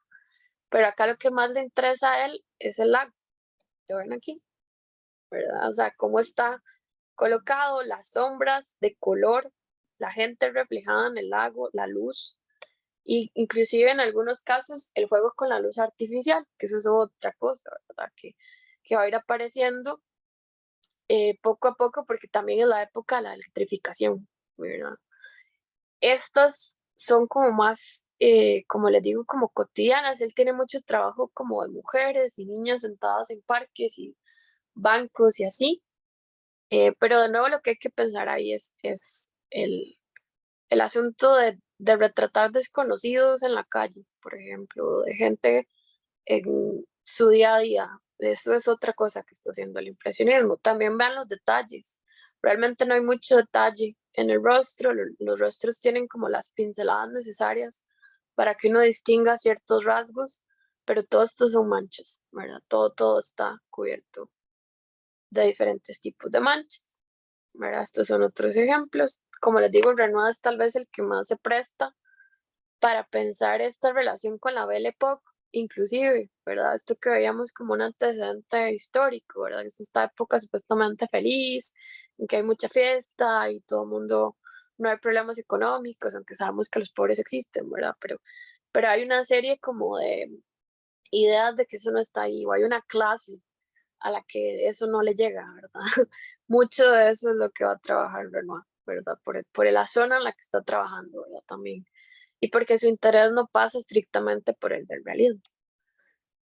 Marie Cassatt, ¿verdad? Que les traigo solo dos ejemplos de artistas mujeres porque es un poco complicado a veces rastrearlas como con suficientes imágenes, ¿verdad? Porque tienden a ser omitidas o obviadas de la historia del arte y es difícil, ¿verdad? Hay muchas más, pero vamos a ver tal vez a las más conocidas y a las que más obras se ha registrado, al menos hasta actualmente digitalmente, porque hay muchas que si uno va pues a ciertos museos, ciertos lugares, pues sí encuentra mucha obra, pero no necesariamente está digitalizada, ¿verdad? Esa brecha entre lo masculino y lo femenino aquí sigue pesando mucho. También en el caso de ellas vamos a ver cómo todavía pesa mucho la cuestión del género sobre lo que pueden producir pictóricamente. En el caso de las dos, pero veamos primero a Cassatt, ¿verdad? Vamos a ver a Morisot de Cassatt. Pero en el caso de las dos, vamos a ver que el trabajo tiene que ver mucho como con interiores, ¿verdad? Y con mujeres. ¿Por qué? Porque las mujeres en el siglo XIX todavía no pueden estudiar el cuerpo humano abiertamente como lo hacen los artistas hombres, ¿verdad? Y ni qué pensar de la diversidad sexual, ¿verdad? Eso ni se discute, eso está relegado a la oscuridad de la noche y a esa otra versión del siglo XIX que tiene que ver más como con la moral victoriana, ¿verdad? Que no había mencionado, pero que recuerden que anda por ahí. Pero entonces lo que pasa es que ellas están muy limitadas con el que pueden hacer, ¿verdad? No se les permite, o sea, se les permite estudiar pintura, pero no se les permite estudiar ciertos géneros de pintura, porque requieren estudiar anatomía, estudiar el cuerpo al desnudo, y eso no estaba permitido para las mujeres, ¿verdad? Entonces, ¿cuál es la forma en la que las mujeres pueden acceder al cuerpo? A través del cuerpo de otras mujeres, por lo general, familia, amigas, hermanas, parejas inclusive, o a través del cuerpo de ellas mismas, ¿verdad? Y así es como muchas se acercan a la cuestión anatómica y pueden estudiar un poco. Pero también, ¿verdad? Hay mucho como delimitante de en qué espacios pueden estar, en qué espacios pueden participar. Ya vimos que ellas forman parte del movimiento impresionista, son reconocidas por los otros artistas, inclusive Degas tiene retratos de Marie Cassatt, Manet, perdón, tiene retratos de Morisot y así. Pero eso no implica que socialmente realmente tengan las mismas posibilidades que sus compañeros masculinos, ¿verdad? Y eso queda muy plasmado en la parte pictórica. Hay también historiadores del arte que tienden a leer esto bajo una idea ahí un poco romántica, que es que las mujeres queremos siempre trabajar la maternidad y las flores. No, o sea, pasa mucho por las posibilidades de la época, ¿verdad? Y ya vemos hoy que efectivamente, si bien muchas de las mujeres artistas contemporáneas siguen trabajando lo femenino y la mujer o el género, para ser más amplia con eso, no necesariamente es por esta idea romantizada de que es que eso es lo que le gusta a la mujer trabajar, no, ¿verdad? Tiene muchas veces que ver con las posibilidades sociales de las chicas artistas. Pero bueno, finalmente lo que quiero es que vean también el trabajo de la mancha en ella, ¿verdad? Como es muy evidente también, vean la luminosidad del trabajo. De nuevo rastreen la luz, la descomposición de los colores, ¿verdad? Vean aquí, esto se supone que es como una sombra, ¿no? Pero vean que no es negro explícitamente, es verde con azul. Y vean cómo compone las sombras en el vestido de ella. Es más verde y azul que realmente gris, ¿verdad? Y entonces está siempre jugando con los colores y qué le muestra la luz de eso que está viendo. Así, su trabajo entonces sí, bueno, va a girar inevitablemente alrededor de las mujeres y otras cosas, pero también tiene pues paisaje, ¿verdad? Y también algo que es interesante rastrear en ella es que no son las típicas poses que tenían permitido las mujeres para aparecer en el arte, ¿verdad? O algo como esto, retratar esto que todavía sigue siendo un tema, ¿verdad? Que las mujeres amamantan en público, que de paso una pintura lo haga y lo exponga, ¿verdad? Piensa en el siglo XIX, está en algún sentido haciendo algo que no se le permite o no se le permitía, ¿verdad? Y también, bueno, hay que pensar que estas artistas y literatas y otras, pues, han permitido, pues, pensar lo femenino. Ellas son las primeras en hacerlo. Y eso también es realmente válido. Pero bueno, vean finalmente lo que les digo. Tal vez aquí se distingue más lo que les decía, las texturas, ¿verdad? Lo ven acá. Como tiene muchísima textura, es muy como pastoso, eso que uno está viendo. De nuevo, por esto de que ellos tienen que trabajar muy rápido. La persona se va a mover, piensen en el caso de la niña o el perrito, ¿verdad? Se van a mover, la pose se va a perder. No necesariamente trabajan ellos con esta idea de posar, que era otra cosa muy típica de la Academia de Arte, ¿verdad? Que usted contrata un modelo y el modelo se queda estático por horas, porque se dedica a eso y puede hacerlo. Acá no necesariamente estas personas son modelos, ¿verdad? Y ellos están nada más, pues, pintando en la rapidez del momento, logrando esto que estamos viendo. Cézanne, ¿verdad? Que Cézanne es muy curioso. Cézanne es alguien que pasa por muchas etapas, ¿verdad? Tiene pintura de todo tipo. Esta es la fase como más impresionista, si se quiere. Que estas dos que les pongo es un poco, primero, para que vayan viendo también cómo Cézanne va inevitablemente siempre a tender hacia una geometrización, ¿verdad? Su trabajo siempre va a estar, si bien lleno de mancha, a una especie de geometrización. Véanlo aquí, ¿verdad? Como uno distingue explícito el triángulo con el que compuso la pera, por ejemplo. Y también la otra cosa es que él va aplanando muchísimo, ¿verdad? Algo que no pasa con, por ejemplo, véanlo aquí, la volumetría uno la distingue muy bien, a pesar de que todo es mancha. En Cézanne no, las cosas se ven planas, inclusive aquí vean que se ve desproporcionado el cuerpo con la cabeza, ¿verdad? La cabeza es más pequeña que el resto del cuerpo. Todas estas cosas tienen un poco que ver con ese interés que luego va a hacer que Cézanne termine siendo parte también del cubismo, ¿verdad? Pero sí hay que considerar que pues él trabajó mucho tiempo con los impresionistas, con el grupo, expuso constantemente con ellos, ¿verdad? Y va a ir como paulatinamente avanzando. Vean, por ejemplo, estas otras cosas ya se están, ¿verdad? Donde hay una especie como de combinación de ambas cosas, ¿verdad? Porque por un lado las manchas tienden a ser como muy geométricas, son como muy cuadritos, ven, parecen cuadritos puestos, particularmente en esta zona. Pero esto es pura mancha, ¿verdad? Esto es un paisaje a lo lejos y que él está tratando pues de componer lo que está viendo a través de la pura mancha. Y vea lo que le digo, cómo se sobreponen los colores y cómo él entonces con eso va generando los diferentes espacios, inclusive la profundidad, aunque como les digo, en el caso de Cézanne es difícil ver esa profundidad por esto de la geometrización a la que tiende, que aquí tal vez es más evidente eso que les decía, ¿verdad? Como siempre hay una especie de sensación geométrica en el trabajo de Cézanne que se complementa con esa combinación del color, ¿verdad? Que tiene el impresionismo. Sisley, también para que vieran cómo otras formas de pensar la luz y el color, ¿verdad? Más bien aquí a través de esos tonos apagados, podríamos pensar como que le interesa mucho la luz de días nublados y oscuros, ¿verdad? Tiene mucho trabajo como de la nieve, que yo no sé si logran recordar, pero eso estaba mucho en Hiroshige, en el japonismo. Ellos tienen mucho trabajo de paisaje de nieve, justamente porque es uno de los temas en el caso de Japón, en la estampa, ¿verdad? Entonces, vean también aquí cómo lo van a rastrear los impresionistas y otras posibilidades, ¿verdad? Que esto no tiene nada que ver con la idea de los colores excesivos y brillantes de Cézanne o de Renoir, ¿verdad? Sino que están en otro tono, no para que vean también que no solo trabaja tonos apagados, pero vean cómo lo trabaja totalmente diferente, ¿verdad? Y de nuevo la pincelada rápida, de nuevo la mancha, la composición de los colores a través de la sobreposición, ¿verdad? Vean, por ejemplo, estas partes de acá. Y la textura en el impresionismo es muy importante.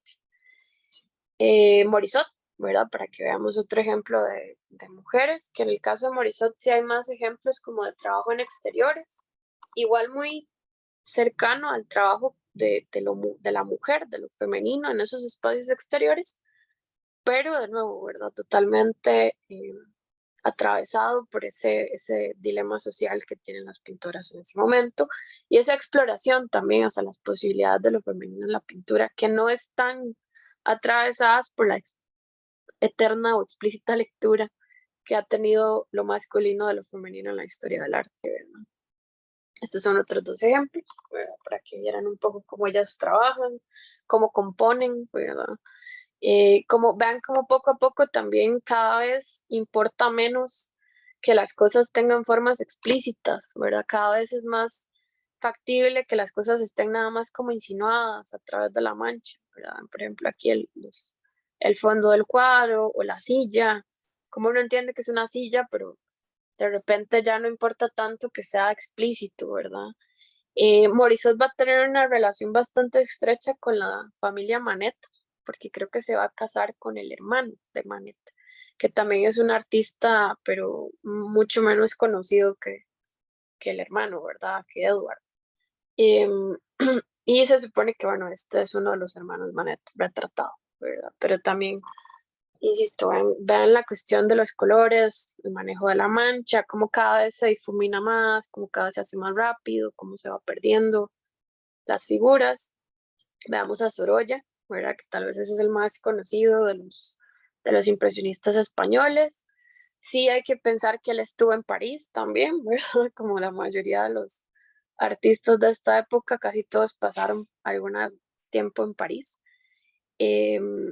Pero también vean cómo cambian los temas, ¿verdad? Vean cómo esto tiene que ver más como con la cotidianidad de una España, ¿verdad? Al ser el español, ya el paisaje cambia, lo que retrata cambia, ¿verdad? Todo es muy diferente, justamente porque está viendo muchísimo pues, su contexto español por un lado y por el otro, otra cosa que Sorolla tiene que es súper interesante es que en él la luz es todavía más explícita. Veanla aquí, por ejemplo.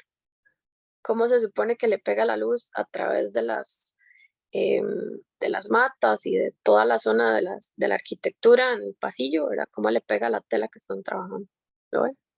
Por ejemplo, en las flores, o veanlo aquí, ¿verdad? La luminosidad de Sorolla es increíble, digamos, y ese cómo capta la luz es algo que pues falta mucho para que inclusive la fotografía pueda hacerlo.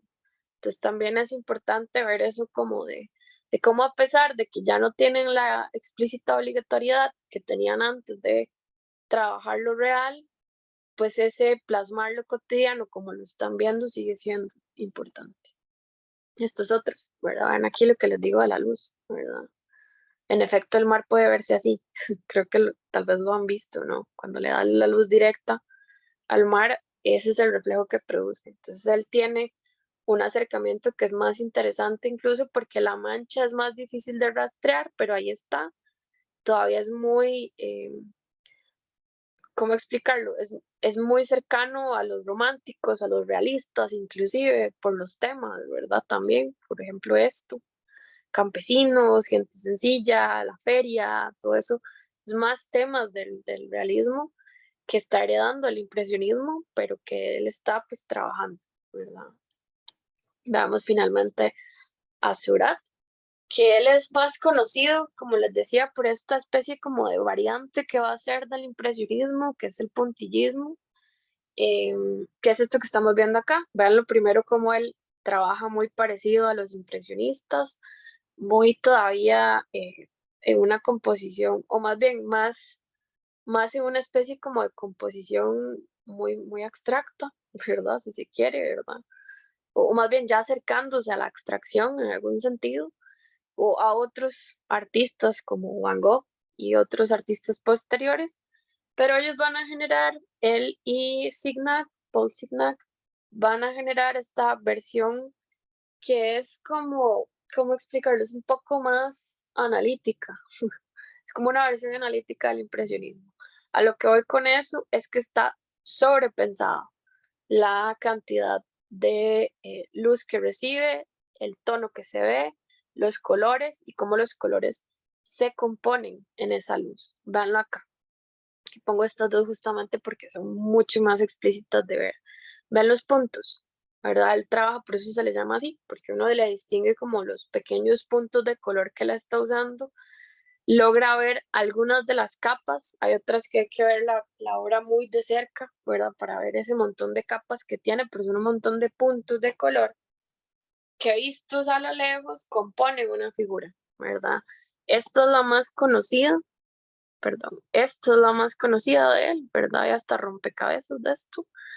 Y acá tal vez no se aprecia tanto porque la imagen hay que verla como muy grande y muy de cerca, pero este es el principio que tiene, ¿verdad? Seurat va a empezar a trabajar así y entonces por eso es que se le piensa como una especie como de versión, variante, diferente al impresionismo, porque como les digo, esto está muy pensado, ¿verdad? Se tiene que ver punto por punto, ir colocándolo, ir midiendo la luz, ir si ese es el color o no, irlo colocando, ¿verdad? Y otra vez, claro, estas pinturas requieren mucho más tiempo, ¿verdad? Que las del impresionismo normal, eh, pero también para que vieran un poco cómo los artistas también van a ir generando sus propias versiones de la pincelada. También vean que a pesar de que rastreamos los mismos elementos, ninguno se parece realmente, ¿verdad? Todos trabajan muy diferente y son gente que está ahí trabajando en conjunto. Finalmente Manet, ¿verdad? Nada más como una especie de plus a incluir, porque como les digo, a él se le lee como impresionista porque tiene una fase, pero realmente él nunca llega a formar parte del grupo, no expone con ellos, no hace nada de lo que podríamos pensar lo podría poner como parte del grupo explícitamente. Él es contemporáneo a ellos, sí, se conocen, sí, en algunos casos van a estar relacionados, ¿verdad? Como les decía con Morisot, pero eso no implica que él vaya a trabajar con ellos, ¿verdad? Sino que él va a tener siempre otro tipo de trabajos. Estos son ejemplos también para que vean las fases de Manet y porque les digo que es solo una fase de él, ¿verdad? Y no un trabajo más continuo como si pasa con otros artistas, ¿verdad? que esta es una fase un poco más realista de él, ¿verdad? De esa, hacer pinturas inapropiadas. Se sabe que en ambos casos se está retratando prostitutas, por ejemplo. Es otra cosa que eso no es un tema de la historia del arte. O, por ejemplo, estas otras cosas, donde ya va acercándose más al impresionismo, pero todavía mantiene pues una línea muy particular. ¿Verdad? Que esto es un cabaret, de hecho, de noche, ¿lo ven? Entonces la luz es artificial, vean la composición de la mancha, pero vean también el nivel de detalle que él está haciendo. Eso es un poco inusual para el impresionismo, por eso es que no todo lo que él hace puede pensarse así, ¿verdad? Hay que pensarlo como en una ruptura técnica con lo que se viene haciendo, pero es también un poco diferente. Y vean acá, por ejemplo, lo del japonismo que les digo, la presencia de lo japonés. Este es un retrato de Emile Zola, ¿verdad? Que hace Manet, perdón. Y vean las cosas que le pone al fondo. Esto es una estampa japonesa y esto es un biombo, también japonés, ¿verdad? Entonces, en algún sentido, eso es una de las primeras cosas que uno puede rastrear de Japón en ellos, ¿verdad? Cómo lo trabajan explícito, es decir, lo ponen ahí como si estuviera parte del elemento decorativo, luego lo incorporan de otras formas, ¿verdad? Y finalmente la etapa que ya ahora sí es la que hace que lo piensen a él como impresionista, ¿verdad? Que es una fase un poco posterior, ¿verdad? Cuando él también está ya bastante consolidado, a diferencia de estos otros artistas, Manet sí estudia y se vincula con la Academia Francesa, ¿verdad? Que eso es otra cosa que tal vez no había mencionado antes, pero que muchos de estos artistas no van a pasar por la formación formal, valga ahí la posible redundancia, de la academia, ¿verdad? Que eso sí era algo que el realismo, romanticismo y todos los artistas anteriores tenían. Todos pasaron por una formación académica dentro de la institución y luego deciden hacer otra cosa. La mayoría de los impresionistas no, son gente que trabaja eh, aparte, aprende sola o aprende pero en otros espacios que no son los de la academia, entonces también eso está ahí actuando y modificando esa relación que tienen con la imagen, ¿verdad? Que esto también, vean el tema, esto es un suicida. ¿No ven dónde está la pistola? Eso es otra cosa que es inusual. Y tal vez esto, que sí tiene paisajes, que sí tiene cosas como cercanas a lo que trabaja el tema, el impresionismo como tema, pero vean que no necesariamente estos van a rastrear muerte en el impresionismo, ¿verdad?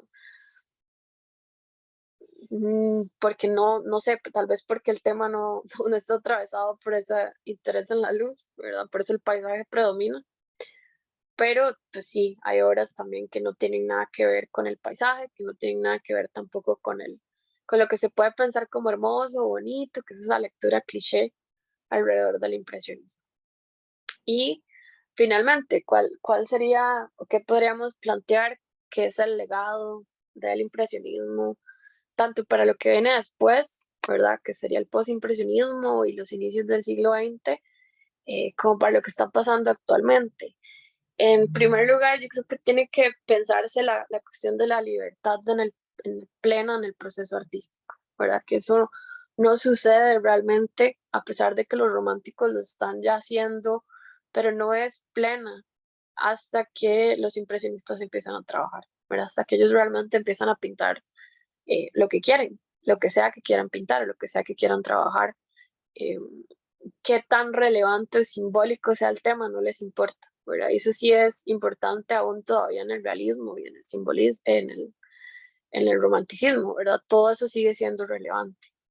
La idea de la percepción y lo subjetivo, ¿verdad? Como es todavía más eh, presente la idea de que yo voy a, primero, como les digo, hacer lo que quiero, retratar lo que quiero, pintar lo que quiero, pero también como el percibir el mundo es finalmente un proceso subjetivo, ¿verdad? Y cómo hay ahí una modificación en la relación con lo simbólico, en la relación con el mundo, en la relación con lo que se ve, ¿verdad? Y cómo lo que yo veo no es lo mismo a lo que ve otra persona, o los colores que yo percibo no es lo mismo a lo que percibe otra persona, y cómo eso puede plasmarse en la pintura eso también es indispensable para lo que viene, o lo que va a pasar después en la historia del arte. El hoy como un tema, ¿verdad? Lo cotidiano, pero más pensado ese momento explícito del presente, que es lo que ellos están trabajando, que para nosotros ya no es presente, pero que piénsenlo así, ¿verdad? Ese momento eh, exacto en el que ellos están trabajando y cómo ese es el momento que importa, ¿verdad? Y no están pensando las grandes historias de la historia, valga la redundancia, eh, ¿verdad? Las grandes narrativas, la mitología, no, están pensando el hoy, el ya. Y eso también, como les digo, no era algo que necesariamente hiciera el ser humano del siglo XIX. Y la experimentación técnica, ¿verdad? Finalmente, que mucha gente, insisto, relega el impresionismo a eso, pero hay que entender también que sin ese momento de experimentación técnica que ellos están haciendo a través del uso tecnológico del tubo de los tubos de pintura, a través de salir, a través de modificar la pincelada y cómo va cambiando esa relación técnica que tiene la pintura con el soporte y con el cómo trabaja, no se va a dar ni el siglo XX ni nada de lo que sigue después de la historia del arte si ellos no hacen eso que empiezan a hacer, ¿verdad? Si no imponen esa idea de que también la técnica puede ser un espacio de experimentación y no solo el tema, como ya habían hecho los otros movimientos anteriores. Eh, Finalmente, tal vez como para cerrar y no dejar abierto o sin imágenes, esto que les digo de lo que va a pasar después, ¿verdad? Voy a mostrarles nada más unas cuantas imágenes de lo que va a venir después, que se denomina como posimpresionismo. También aprovecho para ponerlo porque muchísima gente cataloga a Van Gogh como un impresionista y pues en realidad no es así, ¿verdad? Lo que él está es trabajando en consecuencia de lo que los impresionistas estaban haciendo y permiten trabajar ahora, pero está trabajando cosas muy diferentes, ¿verdad? Vean que en él, si bien hay mucha luminosidad y color, hay un manejo que es totalmente subjetivo, ¿verdad? Aquí no le importa a Van Gogh si así realmente se ve la noche en el Rodano o si así realmente se ve el campo de heno a cierta hora. No, él está jugando más con el cómo él quiere que se vea, ¿verdad? Cómo él lo percibe. Mucho de esto, en el caso de Van Gogh, también por eso lo pongo como ejemplo, es que en el caso de él, todas estas cosas se pueden rastrear en las cartas, ¿verdad? Entonces también uno puede saber de mano fidedigna, es decir, del propio Van Gogh, que no está buscando hacer exactamente lo mismo que los impresionistas, ¿verdad? Sino que está haciendo algo que, si bien tiene que ver con ellos, no es lo mismo. Él los llegó a conocer en algunos casos, algunos llegó porque también él tuvo un tiempo en Montmartre, también estuvo por París, también anduvo por los museos, fue a las exposiciones de los impresionistas. Para cuando Van Gogh los conoce, ya ellos están casi consolidados, al menos como movimiento, ¿verdad? Piensen que todavía no venden mucho, que todavía no son súper conocidos, pero ya es dentro del mundo del arte, con respecto a otros artistas, pues sí son un grupo consolidado. Entonces él llega a tener contacto con ellos, pero trabaja posterior, ¿verdad? Inclusive temporalmente está después, trabaja hacia 1880, 1890, ¿verdad? Por ahí es que él está trabajando. Entonces inclusive es posterior, ya no hay exposiciones impresionistas cuando Van Gogh hace mucho del trabajo que hace, por ejemplo. Entonces también se los pongo por ahí. Ahora, en el caso de Van Gogh, también hay que pensar al simbolismo, también hay que pensar ya al expresionismo, ¿verdad? Pero el asunto que quiero que tal vez rastreen es cómo esto puede tener lugar luego de que el impresionismo hizo lo que hizo, ¿verdad? Y cómo en algún sentido sí, sigue siendo una influencia importante para artistas que están todavía muy directos en el siglo XIX, como es el caso de Van Gogh, ¿verdad? Con estos otros ejemplos que todavía son más explícitos, ¿verdad? De él y esa importancia en el color y en el paisaje que también va a tener Van Gogh, entre algunos de otros trabajos, ¿verdad? Pero también va a permitir cosas como esta, ¿verdad? Que es el otro postimpresionista, que es Gauguin, que tiene un trabajo muy diferente a Van Gogh, son contemporáneos, se van a conocer y todo, pero vean que también está trabajando La Mancha, está trabajando otras cosas, pero es un trabajo totalmente distinto a lo que está haciendo Van Gogh. Y sigue siendo un trabajo que responde o que está después del impresionismo y que entonces come de eso que el impresionismo estaba haciendo. Y finalmente, nada más para cerrar, piensen que esto va a llevar después a una experimentación cada vez más extenuante en la pintura, cada vez más profunda en la técnica, ¿verdad? Va a generar el fauvismo, que es este que están viendo.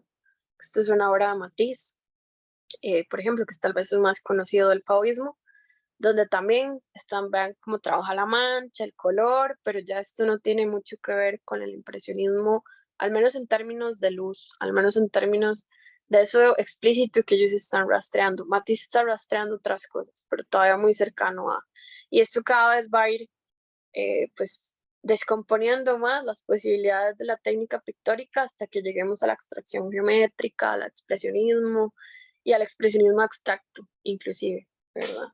Que inclusive piensen que el expresionismo abstracto, se me olvidó poner una imagen, perdón, pero el expresionismo abstracto de Pollock y de Rothko también pasan por mucho del uso de la mancha, que tiene mucho que ver de nuevo con esto que el impresionismo abre, ¿verdad? Entonces, si bien lo que va a hacer el siglo XX es muy distinto de lo que inicialmente está haciendo el impresionismo es ese parteaguas que hace que estos artistas del siglo XX pues puedan llevar la experimentación a un plano muchísimo más allá, muchísimo más lejano.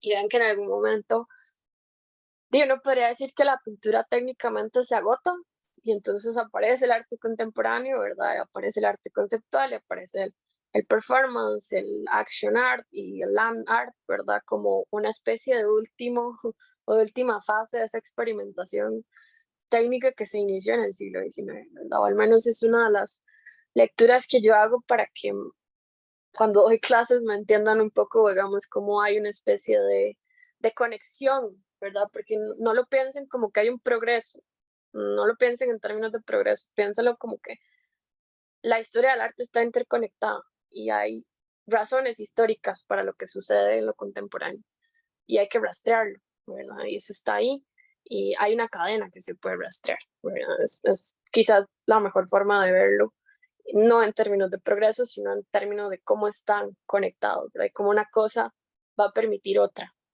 Y bueno, básicamente ese es el cierre, ¿verdad? Yo acá terminaría la presentación, les puedo dar un chancecito por si tienen consultas o algún comentario que quieran hacer.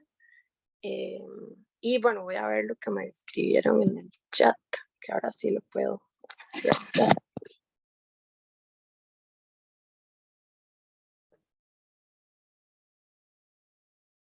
Ok, los accesos de los recursos se van a terminar de actualizar ahorita más tarde, mañana. Por eso es que todavía no le aparecen, porque también queríamos como que vieran la conferencia antes de entrar a los materiales extra, porque en algunos casos son documentales del impresionismo y cosas así, entonces era como para que efectivamente fueron extra, que son 3 documentales, si no me equivoco por ahora, estoy por subir más cosas.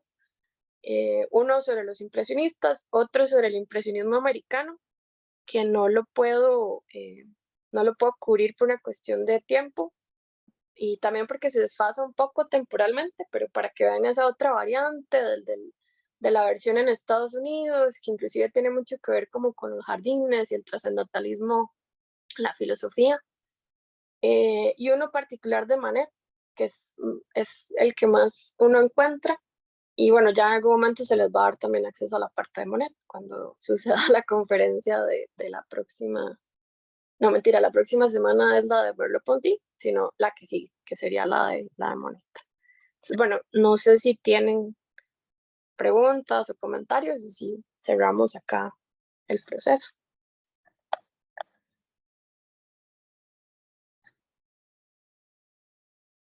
¿No? Ok, bueno, entonces si no tienen consultas, cerraríamos acá. Muchas gracias por participar y espero que se puedan vincular a algunos de los otros eventos y conferencias que vamos a seguir haciendo a lo largo del año. Ok, perfecto. Muchas gracias a ustedes, entonces. Y bueno, buenas noches.